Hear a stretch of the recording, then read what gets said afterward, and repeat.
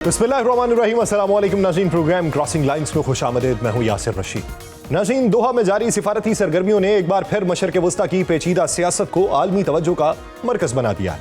अमरीकी नायब सदर जेडी वेंस के मुताबिक ईरान की जानिब से मुज़ाकरात की अवामी सतह पर तरदीद दरअसल एक सोची समझी हिकमत अमली है जिसे वो फारसी तर्ज़ मुज़ाकरात करार देते हैं, जबकि उनके बकौल तकनीकी सतह पे अमरीका और ईरान के दरमियान बातचीत न सिर्फ जारी है बल्कि 1 जुलाई को इस हवाले से पेशरफ्त भी मुतवक्के है। अमरीकी नायब सदर के इस बयान ने दोनों ममालिक के दरमियान बयानिए के उस फर्क को वाज़ेह किया कि एक तरफ ईरान खुलेआम अमन मुज़ाकरात से इनकार कर रहा है और दूसरी तरफ अमरीका यह दावा कर रहा है कि मुज़ाकराती अमल जारी है। अमरीकी मौक़िफ़ के मुताबिक ये मुज़ाकरात पहले से जारी अमल का तसलसल है जिनका मकसद मुमकिना मुआहिदे की बुनियाद को मजबूत बनाना है। और इस पूरे मंजरनामे में स्टीव विटकॉफ और जेरेड कुशनर की क़यादत में अमरीका के आला सतह के वफ्द का दोहा पहुंचना भी अहम करार दिया जा रहा है, जहां वो खित्ते के रहनुमाओं और सालिसों से मुशावरत कर रहे हैं। अमरीकी हुकाम के मुताबिक इन मुलाकातों के नताइज मस्बत रहे हैं और तकनीकी सतह पर होने वाली पेशरफ्त इत्मीनान बख्श है। लेकिन इस तमाम सरगर्मी के बावजूद अमरीका और ईरान के दरमियान बराह रास्त किसी आला सतह मुलाकात की बाज़ाब्ता तस्दीक सामने नहीं आई। कतर की वजारत खारजा भी यही मौक़िफ़ इख्तियार किए हुए है कि अमरीकी नुमाइंदे सालसों से मुलाकातें कर रहे हैं और अमरीकी और ईरानी वफूद के दरमियान किसी बराह रास्त मुलाकात का शेड्यूल तय नहीं। दूसरी जानिब ईरान मोहतात बयानिया पेश कर रहा है। ईरानी वजारत खारजा के तर्जुमान इस्माइल बकाई ने वाज़ेह किया कि अमरीकी वफ्द के दौरा कतर का ईरान से कोई ताल्लुक नहीं और अगले चंद दिनों में किसी भी सतह पर अमरीका के साथ मुज़ाकरात मुतवक्के नहीं। ईरान का यह मौक़िफ़ अमरीकी दावों से मुकम्मल तौर पर मुतसादिम है। ईरानी पार्लियामान के स्पीकर मोहम्मद बाकिर कालिबाफ ने इस पूरे मामले को एक मुख्तलिफ जाविये से पेश करते हुए कहा कि ईरान ने हालिया हफ्तों में अपनी तेल बरामदात में नुमाया इजाफा किया। उन्होंने लेकिन दो टोक अल्फाज में यह भी वाज़ेह किया कि ईरान का मिसाइल प्रोग्राम और दिफाई सलाहियतें किसी भी मुज़ाकरात का हिस्सा नहीं बनेंगी, जबकि यूरेनियम अफजूदगी को उन्होंने ईरान का नाकाबिले तनसीख हक करार दिया। मोहम्मद बाकिर कालिबाफ के मुताबिक मफाहमती यादाश्त के तहत जारी अमल उस वक्त तक मुकम्मल नहीं होगा जब तक अमरीका और अक़वाम मुत्तहिदा की जानिब से आयद पाबंदियां खत्म नहीं होती। उन्होंने ये इशारा भी दिया कि 60 रोज़ा अबूरी मुद्दत में तौसी मुमकिन है, जिससे जाहिर होता है कि मुज़ाकराती अमल तवील हो सकता है। दूसरी जानिब ईरान और ओमान के दरमियान आबनाए हरमुज़ में समुद्री नज़्म नस्क पे इत्तफाक को भी एक अहम पेशरफ्त करार दिया जा रहा है। आबनाए हरमुज़ अब भी गैर यकीनी सूरत हाल का शिकार है। अमरीकी हुकाम का कहना है कि जहाजरानी बहाल हो रही है और तेल की कीमतों में कमी आई है, लेकिन मैरिटाइम तज्जियाती कंपनीज के मुताबिक ट्रैफिक अब भी जंग से पहले की सतह तक नहीं पहुंच सकी। इलाकाई सतह पे लबनान भी इस बड़े जोग्राफियाई सियासी मंजरनामे का अहम हिस्सा बना हुआ है, जहां हालिया जंगबंदी और उसके बाद की हिकमत अमली पर गौर जारी है। लबनानी क़यादत ने कौमी इत्तेहाद और खुद मुख्तारी को मरकजी हैसियत देते हुए इस बात पर जोर दिया कि रियासती ताकत और दाखिली इस्तेहकाम ही मुस्तकबिल की जमानत है। चीन ने इस पूरे मामले में एक मोहतात लेकिन वाज़ेह मौक़िफ़ इख्तियार किया। चीनी वज़ीर ख़ारजा वांग ही के मुताबिक तरजीह ये होनी चाहिए कि अबूरी मुआहिदे को महफूज बनाया जाए और उस पर मौसर अमल दरामद यकीनी बनाया जाए और मुज़ाकराती अमल को आगे बढ़ाया जाए, ताकि एक ऐसा तवीलुल मुद्दती हल सामने आ सके जिसे ना सिर्फ अमरीका और ईरान बल्कि पूरा खित्ता और आलमी बरादरी कबूल कर सके। यूं दोहा में जारी बज़ाहिर गैर वाज़ेह सिफारती अमल दरअसल एक बड़े जोग्राफियाई सियासी तवाज़ुन की तश्कील का हिस्सा दिखाई देता है, जहां दोनों ही फरीक अपने अपने बयानियों पर कायम है और ताकत का मुजाहिरा करने से भी नहीं हिचकिचा रहे, जिसके बायस खित्ते की सूरत हाल अब भी है। इसी मंजरनामे में बात करेंगे। हमें ज्वाइन किया है दिफाई तज्जियाकार, ex chief of general staff और ex lieutenant general retired Mohammad Saeed sahab ने, जो इस वक्त चेयरमैन वापडा के तौर पे खिदमत सर अंजाम दे रहे हैं। जनरल साहब, बहुत शुक्रिया आपके वक्त का। जनरल साहब, इस वक्त जो मौजूदा सूरत हाल है, आप क्या समझते हैं कि बाकायदा तौर पे जो इनकार किया जा रहा है ईरानी हुकूमत की तरफ से, क्या हम इसे बाकायदा हिकमत अमली समझें, पॉलिटिकल स्टेटमेंट समझें या पॉस्चरिंग की एक नई शक्ल समझें? बिस्मिल्लाहिर्रहमानिर्रहीम, अस्सलाम वालेकुम, थैंक यू वेरी मच। ये कहा जा सकता है कि ये अपना दबाव बढ़ाने के लिए और अपनी पोजीशन को मजीद मजबूत करने के लिए ये हिकमत अमली में ईरान की तरफ से इस तरह अप एंड डाउन आ रहे हैं। और दूसरी तरफ उनको चूंकि ये यकीन है काफी हद तक कि यूएस के पास या उनके यूएस और इजराइल दोनों के पास कोई बहुत अच्छी मिलिट्री ऑप्शंस नहीं है, तो इसलिए भी वो ज्यादा चांस ले रहे हैं अपनी पोजीशन को मजीद स्ट्रेंथन करने के लिए, अपनी बार्गेनिंग पोजीशन को ज्यादा मजबूत करने के लिए। लेकिन कोई ऐसा खतरा ये लग नहीं रहा कि जो एमओयू है उससे कोई बिल्कुल बाहर निकल जाएंगे वो, या उससे उन 12 क्लॉजेस से हट के कोई नई डिमांड नेगोशिएट करने के लिए वो ले आए। तो प्रेशर टैक्टिक्स है दोनों तरफ से।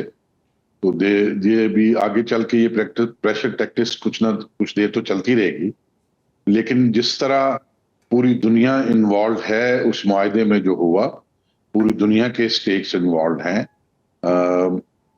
मीडिएटर की पोजीशन अभी तक काफी स्ट्रांग है दोनों तरफ, और ये भी वाजे है कि जो पीछे 3 दिन एक तरह से लड़ाई शुरू हो गई थी दोबारा, जी तो उसमें भी पाकिस्तान ने यानी प्रिंसिपल मीडिएटर ने रोल प्ले किया उसको खत्म कराने के लिए। तो आप ये कह सकते हैं कि जहां कमजोरियां पैदा हो रही हैं उस एमओयू को आगे ले जाने में, वहां अभी तक ऐसे अवामिल और ऐसे इन्फ्लुएंसेस हैं कि शायद इन दोनों पार्टियों को उस मुआहदे से बाहर निकलना बहुत मुश्किल होगा, पूरी दुनिया उसमें इन्वॉल्व। लेकिन सर अभी मौजूदा सूरत हाल देखें तो दोनों बयानिए हैं वो मुख्तलिफ दिखाई देते हैं। एक तरफ ईरान कहता है कि अमेरिका ने हमारे सामने घुटने टेके, हम मुआशी तौर पर बहालियाँ करवा रहे हैं, पाबंदियाँ हमारे से उठ रही हैं, आबना हरमुज़ का कंट्रोल हमारे ऊपर रहेगा। अमरीकी बयानियाँ मुख्तलिफ है, वो अपनी डोमेस्टिक ऑडियंस को इस वक्त अट्रैक्ट करने की कोशिश कर रहे हैं।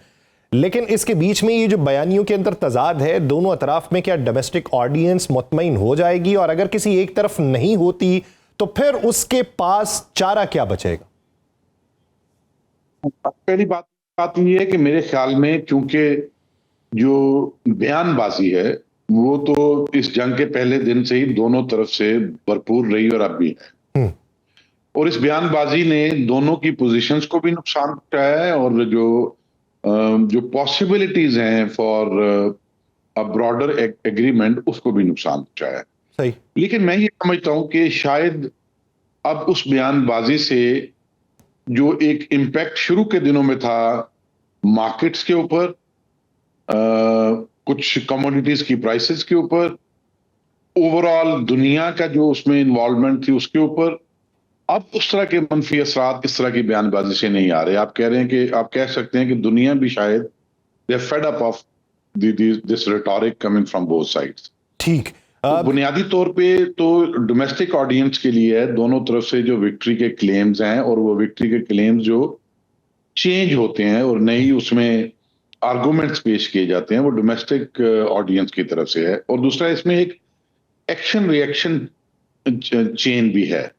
अमूमी तौर पे यही देखा गया है कि ईरान की तरफ से जो बयान आता है वो जो यूएस में खास तौर पे प्रेसिडेंट ट्रंप की तरफ से मीडिया पे बातचीत की जाती है उसके रिएक्शन में आता है।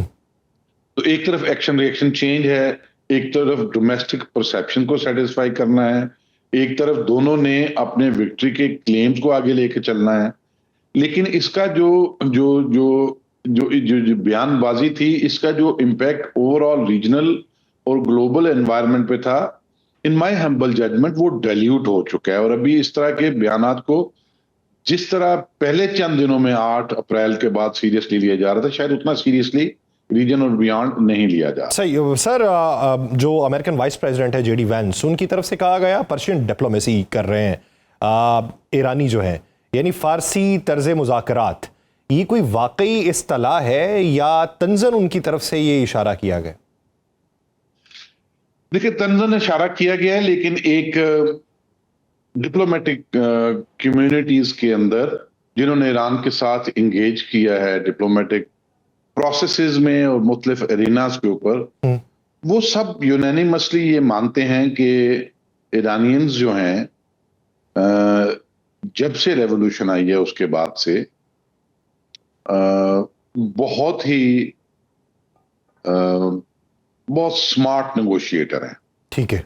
बहुत टफ नेगोशिएटर हैं, और उनसे किसी एक नेगोशिएशन प्रोसेस में कंसेशंस पे उनको आमादा करना बड़ा मुश्किल काम है, बड़ा जान जोखों का काम है।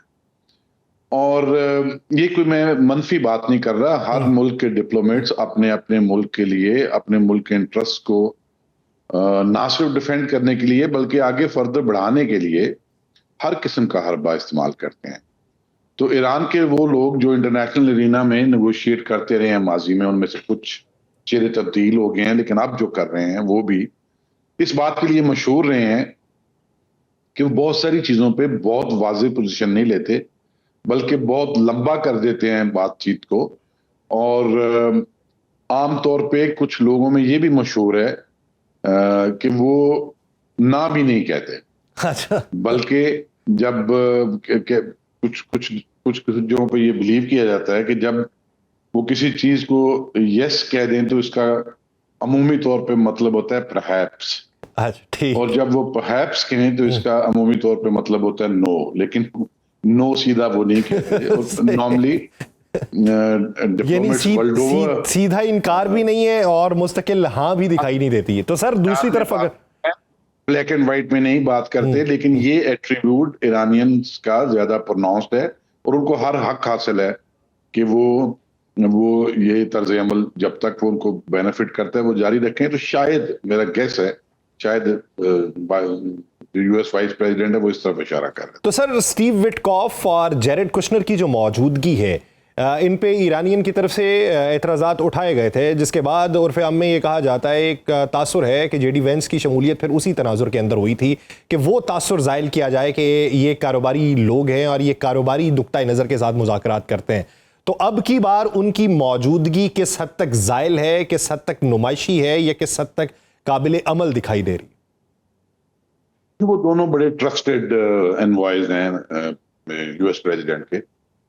जो स्टीव विटकॉफ हैं वो तो बातचीत बड़े टेक्निकल इश्यूज के ऊपर करते रहे हैं, लेकिन जिन्होंने मीडिएट किया है और वो जो साइडलाइन से उन प्रोसेसेस को जो जंग से पहले थे जहां स्टीव विटकॉफ थे वो देखते रहे, तो उनका अमूमी तौर पे ओपिनियन ये था कि ईरान की तरफ से जो टेक्निकल बातचीत करने आते हैं न्यूक्लियर प्रोग्राम के ऊपर, उनके पास दहाइयों का एक्सपीरियंस है और स्टीव विटकॉफ के पास बहुत ज्यादा कोई टेक्निकल कैपेसिटी नहीं होती। ठीक है। जहां तक जेराड कुशनर की बात है तो सबको पता है कि उनका प्रेसिडेंट ट्रंप के साथ क्या रिलेशनशिप है, और ये सिर्फ ईरानियन इतराज नहीं कर रहे बल्कि मेरे ख्याल में यूएस के अंदर से भी कुछ डेमोक्रेट्स की तरफ से भी और कुछ यूरोप के अंदर भी कुछ एनालिस्ट की तरफ से कोई इंडिपेंडेंट वॉइसेस ऐसी आती रही हैं और आज भी आ रही हैं कि why these two people. No, ये तो किसी भी मुल्क की लीडरशिप का हक है कि वो जिसको भी इंटरनली डिसाइड करें कि वो उनको रिप्रेजेंट करेंगे तो वो कर सकते हैं। ठीक। उनके साथ कोई रिलेशनशिप हो या वो सीजन टेक्नोक्रेट्स हों, सीजन ब्यूरोक्रेट हों, पॉलिटिकल लीडर हों, ये तो हर मुल्क की अपनी एक चॉइस होती है। ठीक। लेकिन मैं समझता हूं कि ओवरऑल अगर कहा जाए इन दोनों शख्सियात की मौजूदगी का कोई बहुत बड़ा फायदा हुआ है इस प्रोसेस को, तो शायद ये डिबेटेबल है। ठीक। आगे चल के देखते हैं कि यही दोनों स्पीयर हेड करते हैं या इनके साथ कोई और लोग आते हैं यूएस को रिप्रेजेंट करने के लिए। मेरी जाती राय में कोई और लोग जिनको ईरान के साथ हुए डिप्लोमेटिक प्रोसेसेस जितने हैं पास्ट में और टेक्निकल प्रोसेसेस जितने पास्ट में हैं, उनका अगर एक्सपीरियंस हो तो शायद मेरा ख्याल है यूएस के लिए ज्यादा बेनिफिशियल होगा। तो सर अगर आगे चल के वो जो इनके ऊपर सैंक्शंस इम्पोज की गई थी, अगर उनको लिफ्ट नहीं किया जाता और इस ज़मन के अंदर ईरान ये कहता है कि हम मेज़ के ऊपर नहीं बैठेंगे, तो ईरान का ये मौक़िफ़ किस हद तक मजबूत होगा और इस पे अमरीकी मौक़िफ़ क्या आ सकता है? क्योंकि पार्शली अभी सिर्फ तेल और पेट्रोकेमिकल की फ़रोख्त के ऊपर जो पाबंदियाँ हटी हैं, लेकिन मुआशी तर्ज़ अमल में अगर आलमी मंडी तक रसाई उन्होंने हासिल करनी है तो वो तो सारी चीज़ें वहीं की वहीं बंद हैं। और अभी $6 अरब की कतर से मुंतकली की बात हुई थी और जिसके बारे में कतर ने ये कहा कि वो जनूबी कोरिया में तेल की मद में ज़खायर में पैसा पड़ा हुआ है, लेकिन उसको निगलेक्ट कर दिया गया कतर की तरफ से। तो फिर जब तक ये सैंक्शंस नहीं हटती तब तक मुज़ाकरात का मुस्तकबिल क्या होगा? 2015 में जैसी हुआ था तो उसमें भी सैंक्शंस रिलीफ कंडीशनल थी। ईरान ने स्टेप्स लेने थे कुछ, और उन स्टेप्स के साथ साथ सैंक्शंस जो प्राइमरी और सेकेंडरी और जो फ्रोजन एसेट्स हैं उनके ऊपर पेशरफ्त होनी थी। और अब भी जो क्लॉज है सैंक्शन रिलीफ के ऊपर वो और फ्रोजन एसेट्स के ऊपर भी, वो दोनों साइड्स को बहुत वाज़ेह स्पेस देती है कि वो नेगोशिएट करके सीक्वेंस करें कि अगर एक साइड एक एक्शन लेती है, कोई एक सैंक्शन पे रिलीफ मिलती है, तो उसके बदले में ईरान ने क्या स्टेप्स लेने हैं। ठीक है। तो वो तो अभी जब ये बैठेंगे नेगोशिएट करेंगे गुड फेथ में पेशेंस के साथ, तो फिर अपने लिए कुछ दोनों विन विन पोजीशंस क्रिएट करके इनमें कोई पेशरफ्त आगे कर पाएंगे। वन साइडेड कोई क्लॉज नहीं है अभी वाले एमओयू में या इससे पहले भी जो एमओयू होते रहे हैं। It's not going to be कि उनको सैंक्शन रिलीफ भी मिल जाएगी, सारे एसेट्स भी अनफ्रीज हो जाएंगे और ईरान को उसके बदले में कुछ नहीं करना पड़ेगा। तो जो कुछ 12 क्लॉजेज में है, ये भी ज़हन में रखना चाहिए कि 12 ये क्लॉजेज क्रक्स हैं, लेकिन 100 दिन तक बातचीत होती रही। एक दो चैनल्स पे ये भी आया कि जो बातचीत होती रही उसमें कितने विजिट्स हुए, कितने टेलीफोन कॉल्स हुई, कितने लेजॉन्स हुए, कितनी मैसेजिंग हुई। तो उसमें सिर्फ ये 12 नुकात जो सामने हैं यही तो डिस्कस नहीं होता रहा। सीक्वेंसेस भी डिस्कस होते रहे होंगे, ये भी डिस्कस होता रहा होगा कि रेसिप्रोसिटी को कैसे आगे ले जाया जाएगा, क्योंकि अल्टीमेटली डिप्लोमेसी में, इस तरह की नेगोशिएशंस में जो चीज आगे ले जाती है वो रेसिप्रोसिटी है कि एक मुल्क कुछ करता है एक फ्रीक और दूसरा फ्रीक फिर उसके बदले में कुछ करता है। तो वो जो जितनी भी गुफ्तगू होती रही मुख्तलिफ जगहों के ऊपर पाकिस्तान के थ्रू, उसमें इन 12 नुकात से ज्यादा बहुत सारी अहम बातों के ऊपर भी तो बातचीत होती रही होगी ना। लेकिन सर उसमें सर आप क्या समझते हैं, कथा कलामी के लिए माजरत चाहता हूं सर, लबनान वाले दाखिली मामले के ऊपर आप क्या समझते हैं कि वो एक ऐसा मामला बन चुका है जो हीट ऑफ द वेव दिखाई देता है? बेंजामिन नेतन्याहू से पीछे हटने को तैयार नहीं, इजराइल काटिस के बयान उसके ऊपर आते हैं, इतमार बिन गवेर जो है वो उस तरफ को इशारा करता है और वो कहते हैं हम अपना सिक्योरिटी जोन नहीं छोड़ेंगे। तो जब वो नहीं छोड़ेंगे तो ईरान उनकी हिमायत किस ज़िमन के अंदर छोड़ेगा? देखें, ये बहुत ही कॉम्प्लेक्स इशू है और इसके ऊपर बहुत ज्यादा ओपिनियन है। अब ये जो एक एग्रीमेंट हुआ है इजराइल और लेबनान का यूएस की प्रेजेंस में, क्या वो लेबनान के लोगों को कबूल है, एक्सेप्टेबल है? जो उनकी गवर्नमेंट है, अगर आप इंटरनेशनल नॉर्म्स और इंटरनेशनल रूल्स और इंटरनेशनल सिस्टम के जो तरीकाकार है, जो राइज तरीकाकार है, उनके तरफ से जाएं तो सबसे पहली कॉल उसके ऊपर लेबनान की गवर्नमेंट को देनी चाहिए। ठीक। और वो government is the representative of Lebanese people. लेकिन सर फिर वहां पे भी सवाल ये है कि वो गवर्नमेंट हिजबुल्लाह के किस हद तक साथ है या मुखालिफ? करने दीजिएगा मुझे ये बात मुकम्मल कर। जी जी। तो अगर वो पोजीशन हिजबुल्लाह को कबूल नहीं है, उसमें भी लेबनीज के इंटरनल प्रोसेसेस होने चाहिए। उनका एक अंदर पूरा जो खद्दोखाल है ईरानियन पॉलिटी के और ईरानियन गवर्नेंस स्ट्रक्चर के, वो बहुत पेचीदा है because of the social, ethnic and religious divide. तो फिर भी उनको हिजबुल्लाह के इतराजात को अकोमोडेट करने के लिए उनके इंटरनल प्रोसेसेस होने चाहिए। ठीक। किसी और मुल्क को या ईरान या कोई हो उसको उस पर डिक्टेट नहीं करना चाहिए। हाँ, जो क्लॉज इस एग्रीमेंट में है कि ईरान भी अपने सारे एलाइज को मुकम्मल सीज फायर पे कन्विंस करेगा और यूएस भी कन्विंस करेगा इंक्लूडिंग लेबनान, इसके ऊपर इनको बुनियादी तौर पे बात करनी चाहिए। और इंटरनल डायनामिक्स जो है लेबनान की, वो लेबनीज गवर्नमेंट और लेबनीज लोगों पर छोड़ देनी चाहिए। वो लबनानी हुकूमत और लबनानी अवाम का इस्तेसवाब है और उनका इस्तेहकाक है कि वो उस पर क्या फैसला लेते हैं। जनरल साहब, आपकी मौजूदगी का फ़ायदा उठाते हुए कुछ दो चार सवालात हैं जो इस वक्त आम अजहान के अंदर मौजूद हैं, वो बिलखुसूस ईरान से बॉर्डर ट्रेड के हवाले से हैं। अभी फैसला ये हुआ कि 1.5 साल बाद बंद जो बॉर्डर है उसको खोलने के हवाले से बातचीत हो रही है। तो हम ईरान के साथ अपनी बॉर्डर ट्रेड को किस हद तक इन्हेंस कर सकते हैं, उसका वॉल्यूम क्या हो सकता है, और मुस्तकबिल के अंदर जाके वो खतरे के बादल फिर सर पे किस हद तक मंडलाते रहेंगे कि फिर से ईरान पे सैंक्शंस ना लग जाएं, फिर से ये रवाबित ना खराब हो जाए? बॉर्डर ट्रेड है, उसके ऊपर पाकिस्तान और ईरान की बहुत बातचीत होती रही है पिछले चंद सालों में, और मेरे ख्याल में 2022 के बाद उसमें काफी पेशरफ्त भी हुई।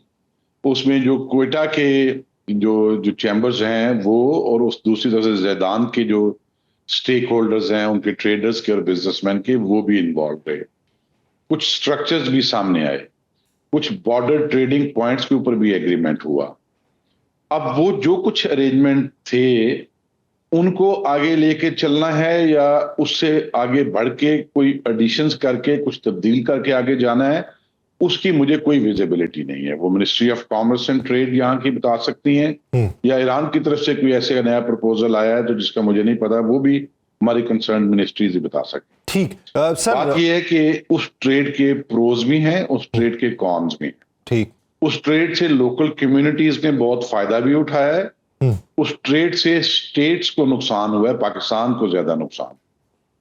तो वहां की लोकल डायनामिक्स भी ऐसी पिक्यूलियर हैं हमारे फ्रंटियर रीजन्स की, जो ईरानियन बॉर्डर के साथ हैं, कि वहां की पॉपुलेशन के लिए भी कुछ ऐसी रिक्वायरमेंट्स हैं जिसमें इस ट्रेड को कहीं बहुत फॉर्मल भी करने की जरूरत पड़ती है और कहीं बहुत इनफॉर्मल अरेंजमेंट्स के साथ भी चलना पड़ता है।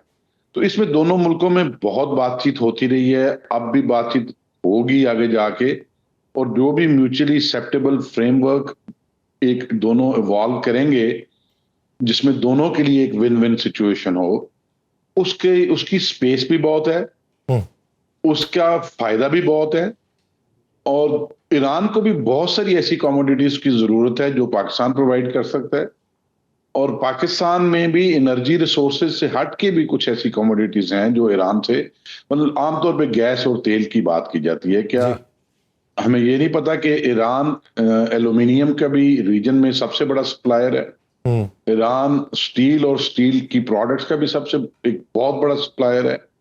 क्या ये नहीं पता कि ईरान इस वक्त लिथियम के सेकंड बिगेस्ट जो रिजर्व्स हैं, जो डिपॉजिट्स हैं, उनके ऊपर बैठा हुआ है। तो स्कोप तो बहुत ज्यादा है, लेकिन उसको रेगुलेट ऐसे आगे कैसे करना है वो दोनों तरफ की मिनिस्ट्रीज और जो लोग कंसर्न हैं वही बेहतर बता सकते। ठीक सर, आपकी मिनिस्ट्री से रिलेटेड एक सवाल है, वो भी ईरान की तनाजुर में। अब उस पर फैसला क्या होता है, कब होता है, ये तो बात की बात, या उस पर पेपर वर्क होगा या ईरान उस पर आमादा होगा या नहीं होगा। बात ये की जाती है कि हम ईरान से सस्ती बिजली भी ले सकते हैं। कुछ लोग ये दावा करते हैं कि गवादर जो हमारा है वो ईरानी बिजली से चल रहा है। कुछ लोग ये कहते हैं कि वो कतर को बेच रहा है तो वो पाकिस्तान को भी बेच सकता है, सस्ते दामों में बेच सकता है, पाकिस्तानी सिस्टम के साथ इंटीग्रेटेड हो सकती है। क्या ये काबिले अमल सूरत हाल है? इस पे जो फैसला होगा वो तो आइंदा मुस्तकबिल के अंदर ही होगा, लेकिन क्या ये हकीकत पसंदाना सोच है या फिर इसे सिर्फ दीवाने के जहन की इख्तराई समझे? वहां पे कुछ बॉर्डर रीजन्स ऐसे हैं जहां पे लोकल्स यूज करते हैं ईरानियन इलेक्ट्रिसिटी, और उसका अरेंजमेंट दोनों तरफ से रियासती सतह पे हुआ। ठीक। जो आपने शुरू में बात कही हमारी मिनिस्ट्री से मुतल्लिक है, तो जिस इदारे में मैं अभी हूं वो मिनिस्ट्री ऑफ वाटर में है। तो ये इसके ऊपर मिनिस्ट्री ऑफ एनर्जी या पावर डिवीजन जो इस पे बहुत काम कर रहे हैं, ये वही बेहतर बता सकते हैं कि इस तरह की कोलैबोरेशन क्या ईरान के साथ आगे चल के होगी और उसका कोई फायदा होगा या नहीं होगा। इस पे मैं नहीं कमेंट करना चाहूँ। ठीक।